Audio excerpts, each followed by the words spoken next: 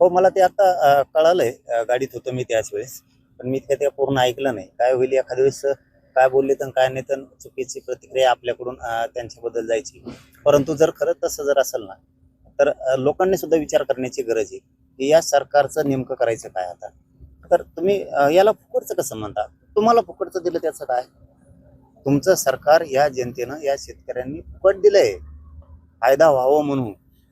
आणि तुम्ही जर इतकं हिणून आणि अपमानास्पद शेतकऱ्यांना बोलणार असाल, तर या सरकारबद्दल म्हणजे तिघही असो, त्यांच्याबद्दलची भूमिका स्पष्टपणानं शेतकऱ्यांनी घेतली पाहिजे.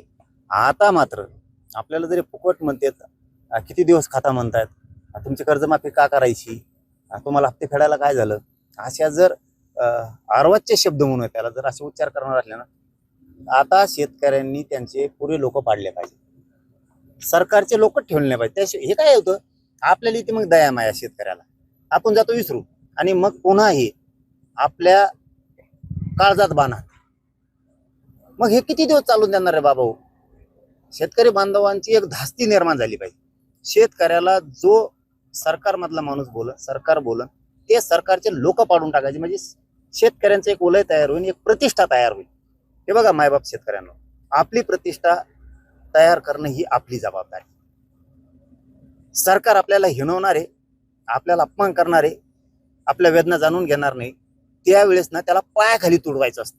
म्हणजे दुसऱ्या वेळेस अशी भीती जाती यांच्या नको नादी लागायचं.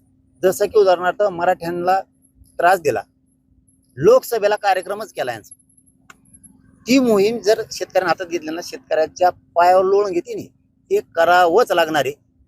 फडणवीस साहेब हमेशाच मराठ्यांचा अपमान करणार आहेत, हिणवणार आहेत, शेतकऱ्याला कधी सुखी दिवस येऊ देणार नाहीत. म्हणून शेतकऱ्यांनी सुद्धा झटका दाखवणं गरजेचं आहे. आणि माझं एक शेवटचं म्हणणं आहे, शेतकऱ्यांनी स्वतःची लढाई स्वतः हातात घ्या. त्याच्याशिवाय सुखी दिवस आपल्याला उगूच शकत नाहीये. आपली लढाई आपण हातात घ्या. मायावर विश्वास ठेवू नका, कोणत्या नेत्यावर ठेवू नका, काहीही खरं नाही यांचं.